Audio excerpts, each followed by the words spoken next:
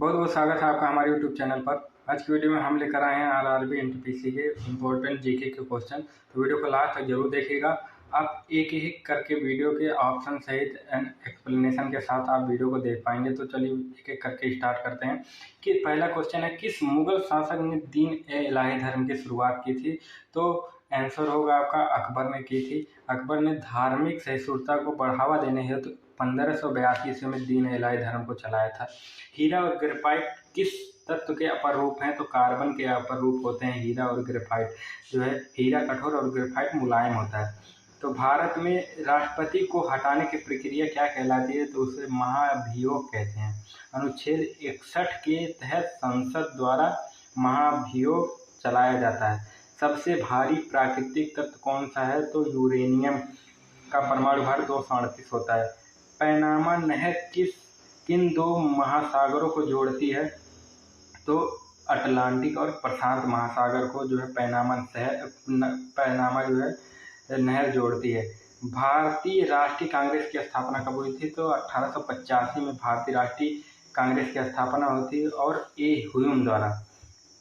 सबसे बड़ी भूमि में घिरी देश कौन सी है? तो कजाकिस्तान जो है सबसे बड़ी भूमि से घिरी देश है।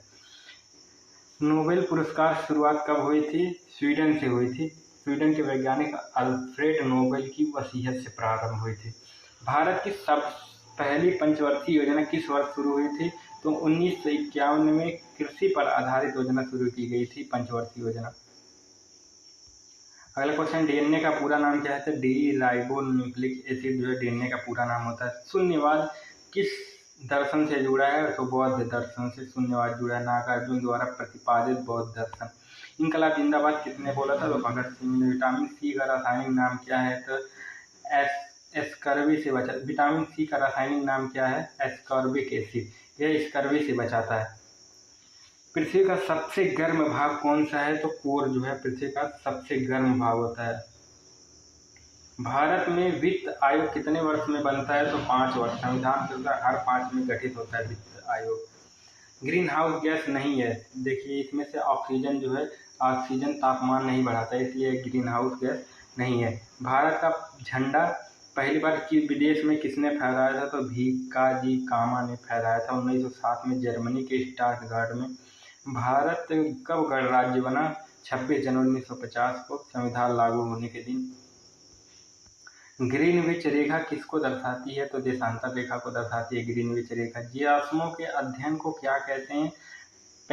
पैलियोंटोलॉजी कहते हैं जियास्मों के अध्ययन को। यह प्राचीन जीवन रूपों का अध्ययन है। भारत रत्न की शुरुआत कब हुआ था? तो 1954 में भारत रत्न जो है शुरुआत हुआ था। विश्व जल दिवस कब मनाया जाता है? 22 मार्च। जल संरक्षण के प्रति जागरूकता है तो विश्व जल दिवस मनाया जाता है। संविधान सभा के अध्यक्ष कौन थे? तो डॉक्टर राजेंद्र प्रसाद अस्थायी अध्यक्ष है संविधान सभा के। तो अगला क्वेश्चन है, भारत का पहला उपग्रह कौन था? तो आर्यभट्ट 1975 में रूस द्वारा लॉन्च किया गया था। ओजोन परत किससे बनी है? तो O3। ओजोन परत अल्ट्रावायलेट किरणों से सुरक्षा प्रदान करती है, यूवी किरणों से। प्रसिद्ध पुस्तक अनुबंध चूड़ामणि किससे संबंधित है? तो खारवेल से संबंधित है। खारवेल के शासनकाल का विवरण है। प्रोजेक्ट टाइगर कब शुरू हुआ? 1973 में प्रोजेक्ट टाइगर शुरू हुआ था, बाघों के संरक्षण।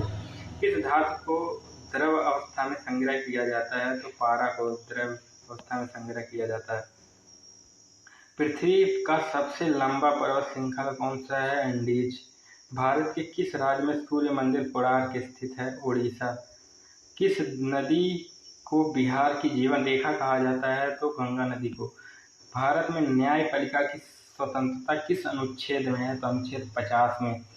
राज्य और न्यायपालिका को अलग रखने की व्यवस्था है, अनुच्छेद 50 में। राष्ट्रीय विज्ञान दिवस किस दिन मनाया जाता है? तो 28 फरवरी को, रमन प्रभाव की खोज के कारण।